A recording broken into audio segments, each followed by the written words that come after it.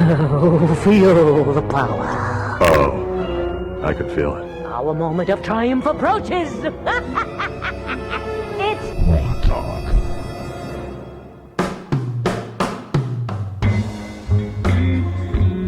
Hello, Mr. Murphy. Well, hello there, Mr. Steve. Oh, and we're going to have a few minutes with Shane Vanderhart. If you don't know who Shane is, shame on you. Absolutely. He is to Iowa what we are to New Hampshire. Ah, Caffeinated Thoughts. The man. The legend. The one they love to hate. Congratulations. You're like us. Yes. They don't like you either, so you're doing something right.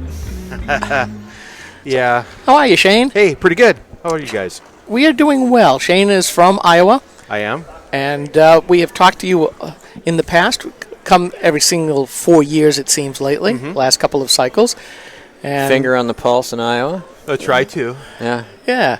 So what's going on out there? Who's up, who's down, and who's going loop-de-loop? The pulse is erratic right now. That's the truth. This is wild. I mean, I was just on my radio program last week. We were talking. Actually, Which is on? It's on the Truth Network 99.3 FM in Des Moines, and then we podcast it. Actually, podcast is up at caffeinatedthoughts.com for this week. Actually, we were talking about the race, and we were looking at the Real Clear Politics average polls in Iowa and in New Hampshire, and the top three are identical. And so it's like, when has that ever happened? Yeah, well, the thing that's, I think, very different about this is that normally here in New Hampshire we have 2 or 3 conservatives and the moderates popping through. Right. In this case, it's absolutely reversed, and I love it. Yeah, this is great. It's strange to watch. Not only are it's just this anti-politician, not even just anti-establishment, but anti-politician thing going on. Oh, yeah. That we're seeing in Iowa that's happening here in New Hampshire, and in some respects it's really cool. In some other respects, it's kind of I think some quality candidates are getting buried under the trend that's happening here. I would agree. I mean, like Ted Cruz, for example, right, who's highly regarded as a solid conservative candidate, who's coming in anywhere between 6 and 9%, which is 4th or 5th, depending on the order and how everything shakes out. But that puts him near people like John Kasich. Yeah. And you're like, Kasich and Cruz are not the same. Right. Well, and one thing one thing you're probably not seeing here in New Hampshire, but Jindal, nationally, his polling's it's non-existent. In Iowa, it's better. It's about 3%. Okay. But here's this governor that actually has a pretty good record, and he's just totally being ignored. However, we're seeing him have some movement in Iowa too. He's getting some good crowds at events that he goes to, but he's still not showing up in the polling. He's a very, very smart guy. And, yeah, I've been a little surprised because he could be seen as being an outside person, even though he is governor of Louisiana. Right. But he's been very, very, very hard on establishment Republicans. I mean, he's said, for instance, if we can't stand on our principles, why have a Republican Party? And we've been saying that for years, right? For a decade now. Right. It is what it is. Yeah. We finally got a governor to say it. Yeah. And this comes back to what I see is a lot of people have been saying, well, where's the Tea Party? The Tea Party's dead. No, we went underground. We stopped with the big rallies. Right. We were very, back in 2010, it was still very visible as Tea Party. But now you're starting to see that bubble up to where you've got Tea Party folks in Congress. You've got Tea Party folks in the Senate. And now you've got them as presidential candidates, and they're actually getting traction on their issues. Yes, definitely. So take a picture. Gotta get a picture. Get a picture of the Granite Rock guys. Well, by the way, you can always take this. We post it up, and you can take it off of YouTube or Ustream or what have you, and go ahead and do that. Okay. So, this will be fun. And we'll try to have you on our show Saturday mornings. Okay, sounds 9 good. to 11 I mean, Eastern. we can definitely call. You can call us from anywhere. We can have you on the show. Great. I remember standing outside my bank one time talking to you guys, which was a lot of fun. You guys do good work, and it's going to be interesting to see what happens today, what kind of response we get. I'm looking forward to seeing. It's nice. It's neat being in Iowa and coming here to New Hampshire and hearing these candidates and see Are they telling you guys the same thing that they're saying in Iowa? And some of them do. Sorry, and I suspect both Cruz and Santorum will, and this Fiorina as well. You know, sometimes she says some things and then forgets that she said it. Speaking of Jeb, he is one that has said different things to different people. Yeah, certainly. We don't really see him all that much in Iowa, though. No, but you know, I wonder why. Yeah. To be fair, Jeb who? Yeah. To be fair, not that it would have pleased you guys. He did say he was against ethanol subsidies when he was in Iowa. A lot of Iowans are against ethanol subsidies too. Yeah. Burning out their cars now. Yeah, conservatives generally are against ethanol subsidies, even the ones in Iowa.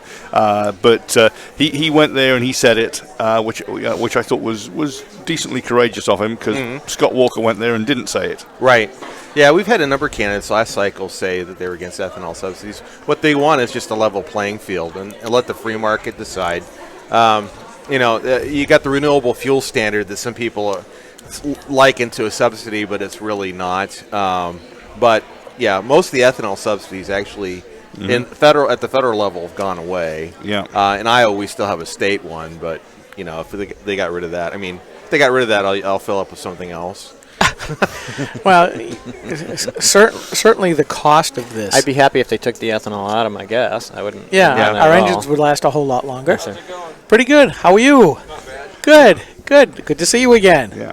A lot of people at a live event, and all kinds of folks coming by, and we aren't going to have any kind of time to talk to them all, because once the event starts, that'll be it. Yeah, we're going to have to run the event with occasional comments in the crevices. That's right. Yeah, at lunchtime. So, for our listeners, biggest difference between Iowa voters and what you see here in New Hampshire? Oh, well, Iowa, we get pegged as having a lot of evangelicals, and that's true. There's probably a greater subsection of evangelicals in Iowa than you'd have in New Hampshire. We have the most unchurched state in the union. Yeah. Here's all our evangelicals right here. So yeah, that's how small it is. Especially since this event is sponsored by Cornerstone, there's a grain of truth to that. I wouldn't say it was all the evangelicals, but I guarantee you a good percentage of them are here. Yeah, more at this event than most others. Okay, yeah, so definitely we probably have, social conservative issues are brought up more, I would assume, in Iowa than you'd see out here, even though voters in Iowa are concerned about the economy, and they're concerned about the national debt, and they're concerned about foreign policy. So a lot of actually what I'm seeing in town halls is, generally speaking, they're not leading with social conservative issues, they're leading with some of these other things. Other than religious liberty has been a huge thing with Kim Davis and some of the other things we've seen going on. So Ted Cruz actually had a huge religious liberty rally, I want to say in April. Well, he and Marco Rubio have been pretty strong on that, and Bobby Jindal has been very strong on that as well. Right. So, but that's probably the biggest difference, I think, between an Iowa voter and a New Hampshire voter, which is probably why our who we send out of the Iowa caucus looks a little bit different than who goes out of the New Hampshire primary. Well, sometimes it's also New Hampshire tends to be a little contrarian as well. Although with this year, I have been to a couple of the Donald Trump rallies, and I will tell you, the people who were showing up, there are some faces I recognize from the right, and I see people I know to be Democrats. But I see a whole lot of people I do not know. Yeah. And it's a different crowd than the normal politician rally crowd. Right, and I think where Trump could do, well, for instance, I don't think he's going to turn people out on caucus night like he could possibly turn people out to a primary. You guys have an open primary, right? You can, unfortunately. Mm-hmm. So, which I think would benefit him. But it's a little bit different than voting in an open primary that goes pretty much all day, for the most part, right? Right. Compared to you got to go 7 o'clock out to a particular. Good morning, another VIP. Out to a particular location. It could be snowing, whatnot. So mainly the difference between your typical Iowa caucus voter and your typical New Hampshire primary voter is the Iowa caucus voter is those are our grassroots activists, because nobody else takes the time to come out on a Tuesday night in February when it's cold. Nobody else is that stupid or that committed. Take your pick. Exactly. Yeah, and here in New Hampshire, the weather can get a little severe as well. And I'll remember one January 1st day, the last cycle, going to a VFW hall and seeing how many people, because it was in my hometown, next door to my hometown, so that's the reason why I went, how packed it was in a blizzard for John McCain at a VFW hall. Now I just throw him out, and at that time he was quite popular, but it was amazing to see how many people actually took the time to drive these back mountainous roads where, my house, I've got a couple 100-foot drops on some of the roads I'm on. Wow. And those barriers ain't going to hold you back. No. And over you go. But people went out to see it. And it was just, I was really shocked, to be honest with you, even though I've lived here in New Hampshire for 30 years. Yeah. Just very strange. And talking about the electoral cycle and Trump and the voter base, there are people, not only are you seeing people you've never seen vote before, but diehard conservatives that would have died rather than vote for a Mitt Romney or a John McCain are coming out for Trump. Yeah. One of our occasional correspondents, Mr. McGrath, is a Trumpite. Well, here's another question for you.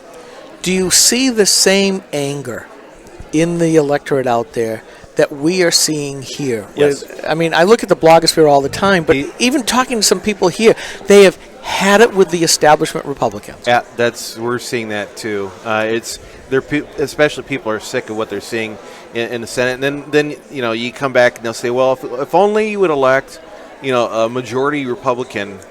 For instance, in our case, Iowa Senate, because our Senate right now is Democrat led, and people are rolling their eyes like, well, gee, we just did that for.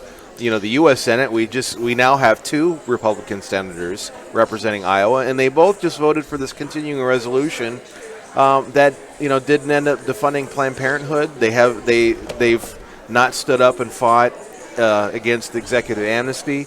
They've not stood up and fought against the Iran deal. Instead, everybody's hiding behind. Oh, well, Senate decorum. Well, we don't want to use the nuclear option. Get rid of the filibuster. Well, the Democrats would, damn it. The Democrats would somehow cook something up with the House that required a reconciliation and a 50-person vote, and they would get it. So you are saying then that your new senator is not going whole hog conservative? Yeah, I don't see her fighting. I mean, I think I'm not going to disagree. I think she's a conservative, but I just don't see them fighting. And maybe there's something in the water when you get to the U.S. Senate. I don't know. Oh, there is, and you know what I think? I think the chamber's leadership has, in one manner or another, castrated these people. They always do. Right. The freshmen come in, and they grab them, and they're like, if you ever want to have any voice, any influence, anything at all, you're going to do what we tell you. And a lot of them just go, okay. It's time. It's time that Heritage and Club for Growth were waiting there on inauguration days and saying, "Excuse us, but we can castrate your hopes a different way if you don't vote right." And we did that here in New Hampshire. I don't know whether you know this, but the top 2 on the ticket back in November, Scott Brown for U.S. Senate and Walt Havenstein for governor, we made them lose. One of them just totally disrespected the base, called us teabaggers, and refused to apologize. We warned him, this is what's going to happen if you continue to do this. Then he flip-flopped on Medicaid expansion about getting rid of it. Scott Brown, on the other hand, came in from Massachusetts with a bad record on the Second Amendment, which is a very strong, very vocal group here, and then decided to try to out-abortion Jeanne Shaheen.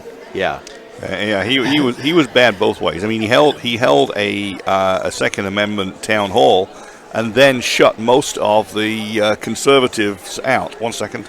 And that really, they were shocked. Yeah. And I crowed about it because we certainly were not the only ones working for that. But I'll take credit for it for Granite Rock, because as I've told people, and maybe you can take this back to Iowa, Republicans, you have to win 51% of the vote. Right. I only have to change between 0.5 and 1.5 points in every district, because if you look in our districts, they're very, very small. I literally, in a lot of districts, only have to change between 3 and 25 people. That's it. Yeah. And you lose. And if you're not going to be fire-breathing, flag-waving, gun-toting... opinionated, outspoken rhetoric. This stuff. Yeah. If you're not going to be willing to stand up for conservative values, what good are you? Yeah, true. And they learned. Now, and this whole idea of the 603 Alliance doing a caucus, so to get that one conservative folks that, yeah, maybe not my first or second one, but we'll go there and push them through the moderates, they are hating on us. This is so much fun. Yeah, that's true. I mean, candidates that disrespect the base lose. Period. They may end up winning the primary or they get the nomination, but when it comes to the general election, we're just not going to turn out and vote. Yeah, just look at Presidents Ford and Dole and Romney and McCain. Right. And they just don't seem to want to understand this message. Yeah. They still think of us. Tell me what this is in Iowa, but I think the establishment Republicans hate us more. Hate their own base more in New Hampshire than they do the Democrats. Oh, I think that's something that's universal in any state. We sense that in Iowa too. Right now, we have an establishment governor who I think for instance, I've never been able to get him on my radio program for an interview. But hey, no problem. I'll go talk to the Des Moines Register. Mm-hmm. Not a conservative outlet whatsoever. These are not your friends. Yeah. Yeah, it's like, I think I'll be friendlier to you than they will be, but, anyway. Yeah, whatever. It's like the folks here would talk to the Nashua Telegraph, which is liberal, might talk to the union leader, which is Rhino, but wouldn't talk to us. Or Foster's. Yeah, some of them will. Concord Monitor, Keene Sentinel, Portsmouth Herald, they're all way to the left of us. Concord Monitor we call Pravda on the Merrimack. Or the Concord Fish Wrap. It's your classic, yes, capital city left-wing rag. Yeah. So we're not polite, are we? We got about 40 or 50 seconds because this event's going to start real soon. We got to change some wires. Okay, so thinking of the war on the base and the Senate going wimpy. Did you see when Lindsey Graham and Jindal were on the stage and Jindal got all wound up in Lindsey's face? Mm-hmm. It's time to be done with the Republican Party. That was his best moment in that debate, I think. It was. I managed to condense it down to about a minute of his best and posted it. It was fabulous. It was fabulous. So, yep, it'll be interesting to see. And I have no clue what's going to happen. I think Trump's going to go down. I don't see him turning people out in the Iowa caucus.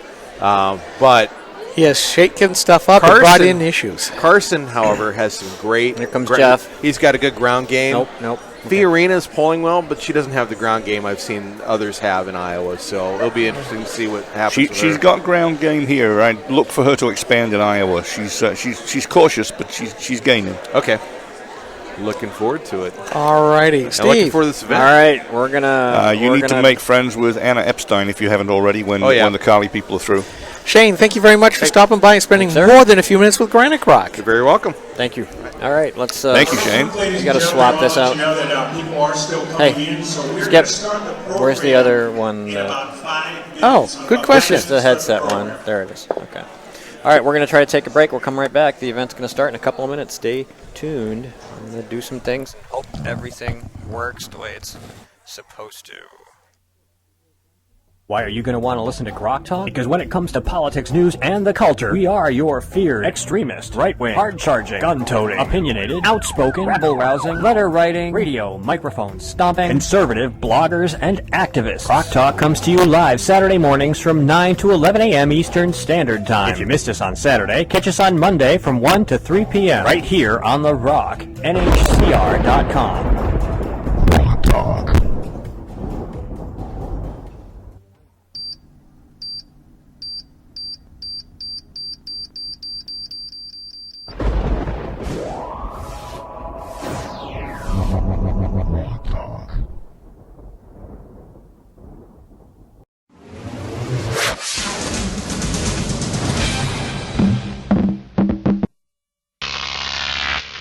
Grok TV.